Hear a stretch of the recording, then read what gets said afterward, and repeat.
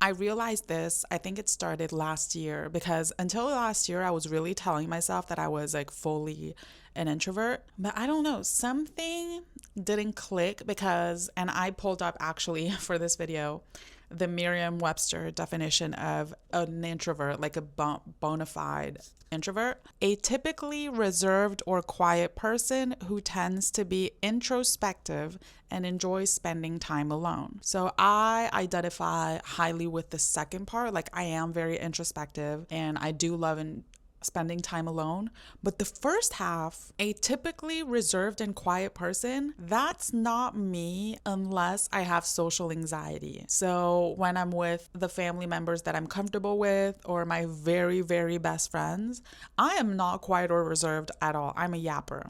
Although I found comfort initially, I think in my around 24, when I found the whole concept of being an introvert, I found a lot of comfort in that initially, which is also, that's a whole discussion, but a lot of us find initial comfort when we find a diagnosis that kind of fits us. In the long run, it can also be something that prevents you from growing, because sure, it'll comfort you and it'll give you kind of like a sense of identity and also like, oh, this is why I'm like this, blah, blah, blah, blah, blah, blah. But then when you're ready to move on and grow, it can also hold you back because you're like, oh, wait, but this was my identity type of thing. I'm being very, very real right now. Starting last year, I started to feel like I was kind of outgrowing the full introvert thing. And so I decided to do a little bit of a, again, very introvert of me this time, but an introspection and just a deep dive on why a lot of us think we're introverted, but we're actually ambiverts. But the why of it all and how to get out of it and embrace, make the most out of our true ambiverted nature. Because I believe that once you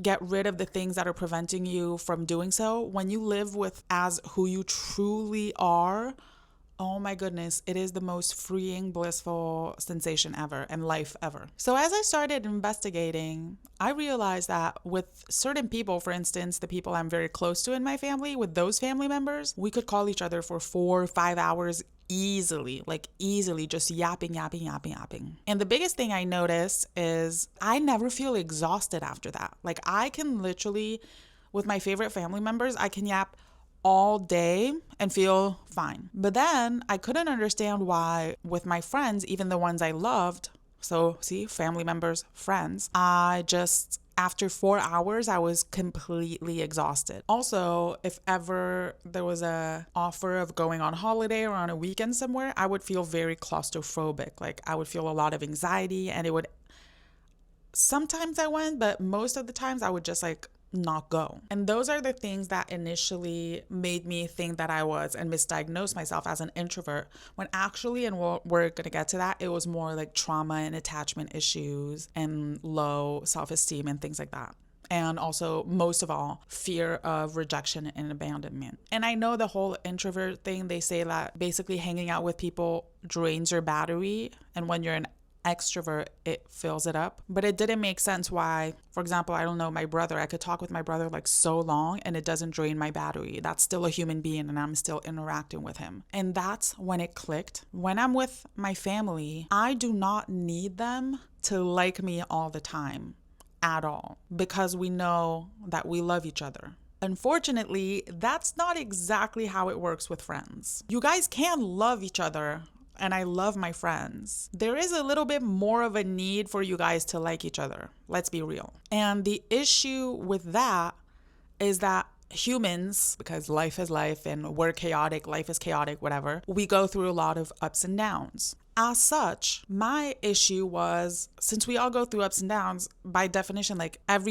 no human can be likable all the time and where it's genuine. It is essential actually for every human to feel all of their emotions, and we all feel very negative and positive emotions to varying degrees all the time. For instance, anger and sadness, that is something that has helped me a lot in my healing. It really crystallized how essential it is to just like accept anger and sadness as emotions and not feel any shame or not repress these emotions. And within anger and sadness, there's a lot of subcategories. Like, there's the mild frustration, the annoyance, there's the shame, there's the disappointment. I think 2 videos ago, I made a whole video about that, about the fact that one of the biggest parenting mistakes that is passed down from generation to generation is to teach your kid that there are bad and shameful emotions.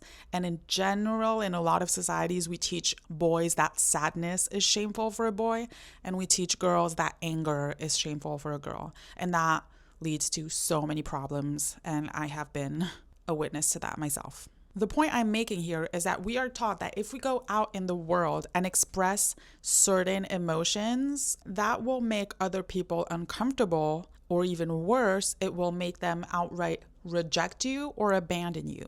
Therefore, the more childhood trauma you have, i.e., the more abandonment and rejection issues and trauma you have, the more you will go out in the world terrified and masking like crazy, just putting so many masks because you feel so much fear and shame regarding any negative emotion, and you will just repress these emotions and be completely terrified whenever they show up, and feel a lot of shame whenever they show up, whenever you're out with colleagues, strangers, people in stores, or even your friends. Actually, this whole thing will be the most triggering when you are with your friends, because they are the people that you got attached to outside of your family.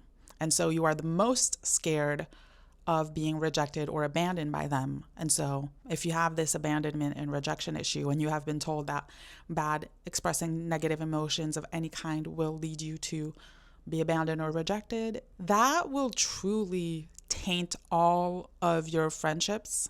And it's a torture I don't wish on anyone. I've been through it. And no wonder if you go through that, it is so painful and so exhausting. Like your nervous system, your nerves are just on edge all the time. No wonder you end up thinking that you're an introvert, because the only time where you're not actively in pain is when you're alone. But in truth, because negative emotions of all kinds, like I just cited a couple of them, they're pretty much like half of the emotions you have as a person. If you mask those, it's pretty much as if you were masking half of yourself. And that is why the more negative emotions you can express and feel safe and comfortable to express to another human, the closer you feel to them. And that is why often, paradoxically, even though you have a lot of childhood trauma and stuff, you still feel more comfortable with your family than with your friends, because like they've seen it all. But also, if within that family there are people who have traumatized you a lot, then you don't want to see them either. Then you're going to completely isolate, which I have done, and don't do that. But that's when finding the label introvert will really give you a lot of comfort. You're just like, no, but that's just who I am, la la la la la la. No. For a lot of us, that's not the case. For a lot of us, we actually deeply crave intimacy and connection. And I see it now because I've done all this work, and now the friends that I still have from before and the new ones that I met, like when I'm with them, that's when I'm the happiest. Like we'll just like talk for hours, laugh, and that's when I feel the most alive and fulfilled. So it's worth it, guys. But yeah, also with your family and stuff, I mean, that's just the nature of family. And when I say family, I am very well in a good position to know that there's a lot of different types of families. I'm talking about whoever you consider to be family in your heart. But with those people, you have grown up with them. You have already established this relationship where if you don't like something, you can tell them outright. You need that with a person to feel truly bonded with them. And you're going to need that with your friends. We're going to get to that. Now, although I know that it's not completely realistic, especially in certain societies compared to others, and certain social settings at work, etc., like you can't always show up 100% authentically and freely with everyone and anyone. But what I have had the immense relief and pleasure of noticing is that the more you do the hard work, therapy, hours of journaling, the meditating, the reading, the more you will heal your abandonment and rejection wounds, the more you will love yourself. And so now I go out in the world more authentically than ever. I mask very little, especially with my friends. And so I feel a lot less introverted than ever. now with my friends, if I'm really tired, if it's the week before my period and I have PMDD and I'm in a really bad mood, if I'm hungry, if I'm cranky, I won't overcompensate with that. Like I'll just be cranky and tired. It doesn't mean that I'm just like, oh, everything sucks, whatever. I'm just like not overdoing it. I'll just come and be like, yeah, I'm really tired today, and just tell them, and just not saying anything that I don't think. Like, oh my God, that's so amazing, blah, blah, blah, and act like that when I'm truly feeling my worst. I will come to them and I will tell them right now, I'm feeling horrible. But let's just have a good time. What are you up to? And then we have a conversation. I'm a little bit maybe more calm. But oftentimes, even when I feel my worst, the fact that I could just come and tell them the truth, very often, like within 10 minutes, we're laughing. And that's the power of connection. And that's how vital it is for us to have healthy social interactions and connections with other people as social beings. Because until this year, honestly, every time I was feeling bad for the past couple of years, I would just isolate even more because I was like, well, I feel like shit. I'm not going to come and give that energy to you or to anyone. That's selfish. And also they're just like, I'm going to transmit them my negativity and then I'm going to feel guilty about it. And they're also like going to hate me for it and be like, oh, she's so negative, whatever. Dude, honestly, I can't even think of a time where like I was feeling like shit and I went to meet my friends and it didn't get better. Like it hasn't happened to me, but I believe it would be very hard to stay angry when you see people who are genuinely your friends and have become your friends because you guys just like have these common interests and you just love each other. Also, you can only meet friends that are truly so compatible with you if you show up authentically all the time. Otherwise, you're going to have the worst imposter syndrome if you only show up as part of yourself. This is also why, and that's for a whole other video, but like people pleasing will be the death of you. It's so harmful to you and everybody involved, to who you speak to, because like they're not getting the real you. You again feel complete imposter syndrome the whole time. Like any positivity that's sent back to you as a result of people pleasing will never feel good. I'm telling you. The biggest tip I can say for the beginning, because it's a long process like everything, is just don't say things that you don't truly believe. Don't say you want to do something that you don't actually want to do. Don't say that you like something that you don't actually like. Silence is the best beginner pro tip. Also, now that I love myself unconditionally more than ever, now that I know that I'm worthy just as I am, and I worked through a lot of the trauma that made me believe that I was just a bad person, my existence was a burden, etc. cptsd stuff, if you know, you know. But now I truly love myself. And so I go out and I have these amazing connections, and a lot of my addictive tendencies for other things have gone away on their own, which I just knew that. Like addictions, they're filling a void, and unless you fill that void that needs to be filled with the vital needs of a human, which are safety, love, connection. I'm not talking about like food, sleep, and water. I'm talking about the emotional needs and the ability to be truly yourself. Then it's going to be a bottomless pit. And I've experienced that a lot, and I've seen that a lot around me. Now, like I said, this isn't an overnight change, but it is about the journey, and there's going to be lots of ups and downs. I know this is stuff that is repeated to you for every problem that you have, but that's just how life works. That's just how we work. That's our brains. Face your fears more and more.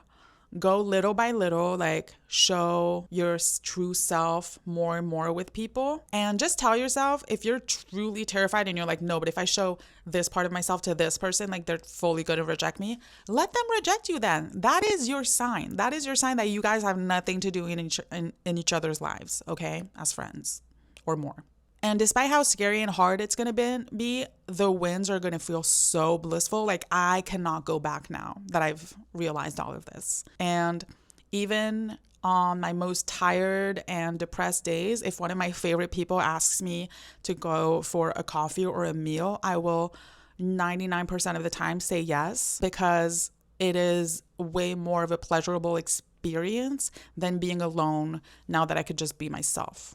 It takes a lot of active effort, and you can take breaks. I take little breaks where I recharge for a couple of days. Like, don't get me wrong, I'm not socializing every day. I am very much an ambivert. Like, I love my alone time, but I used to take a little bit too much alone time. You know what I mean? It is so worth the effort because what used to be my comfort zone, but was a little bit dysfunctional, which was isolation, now doesn't feel comfortable anymore. Like when I'm alone for like more than, I don't know, maybe 3 days, I start feeling it.